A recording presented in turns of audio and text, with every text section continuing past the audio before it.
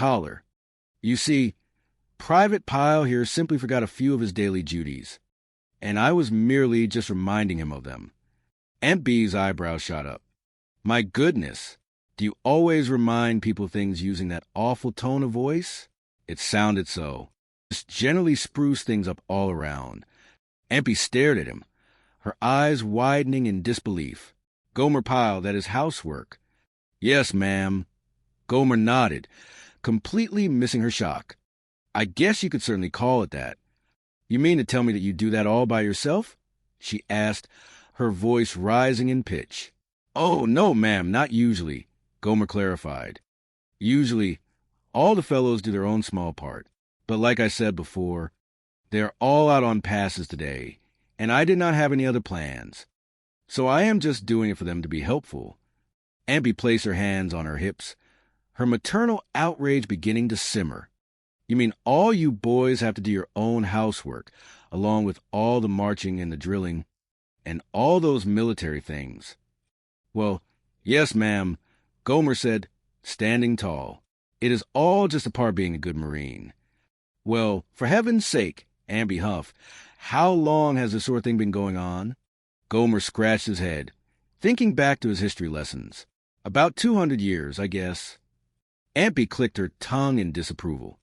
Well, you would really think that with all the money they have, they would spend a few extra dollars and get you boys a proper maid. Oh, Aunt Bee, Gomer laughed gently.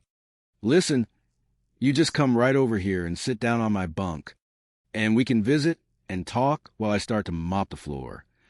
Aunt Bee drew herself up to her full height, her pride as a homemaker deeply offended by the very suggestion. What? I certainly will not. Do you honestly think I am going to sit there idly and watch you do housework? I should say not. I am going to help you. Gomer's eyes widened in panic. This was entirely against regulations. But, Aunt Bee, you cannot do that.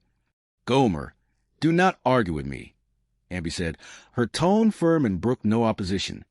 She began unbuttoning her coat. Get me a jacket or a large sweater that I can put over this nice dress. And find something I can wrap around my hair to protect it. If you can find such a thing, and then you hand me a mop. But Aunt Bee, Gomer pleaded, his hands fluttering in distress. Gomer, do not argue. Just do exactly as I say, she commanded softly but firmly, defeated by the unwavering willpower of a Mayberry woman on a mission of cleanliness. Gomer walked over to his locker. He retrieved an oversized green fatigue jacket and handed it to her, along with a clean green towel. Aunt Bee wrapped the towel expertly around her head, tying it securely, and slipped into the massive jacket. She looked entirely out of place, yet fiercely determined. You really should not be doing this, Aunt Bee, Gomer worried, handing her a heavy string mop. Aunt Bee took the mop with the familiarity of a seasoned warrior taking up her favorite sword.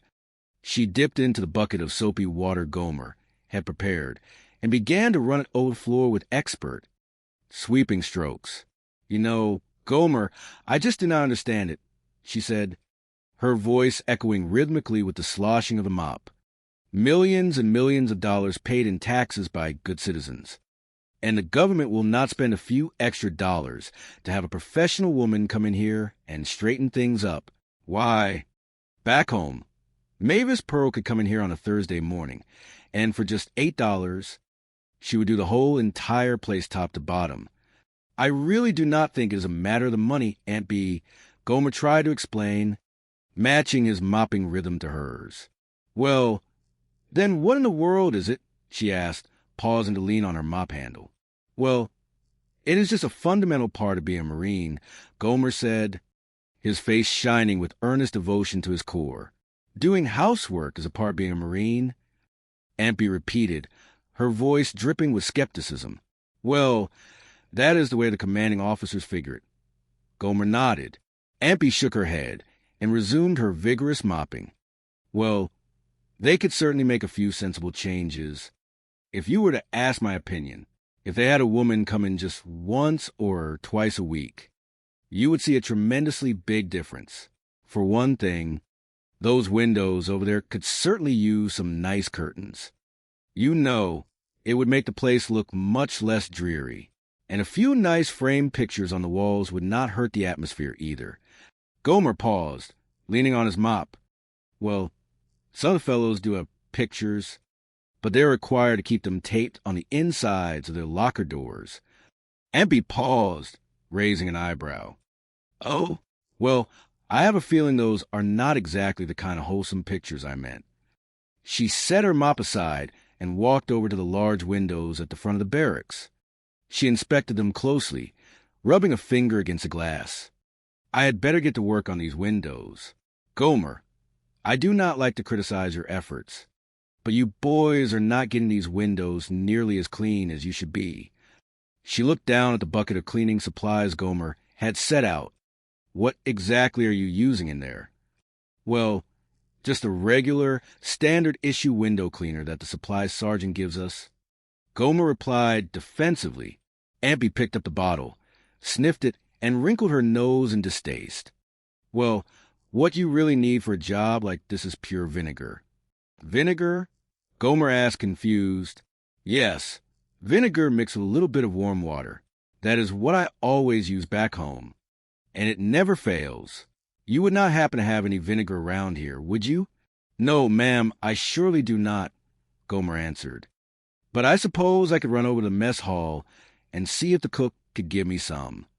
Well, why do you not do just that, Gomer? Empey smiled encouragingly.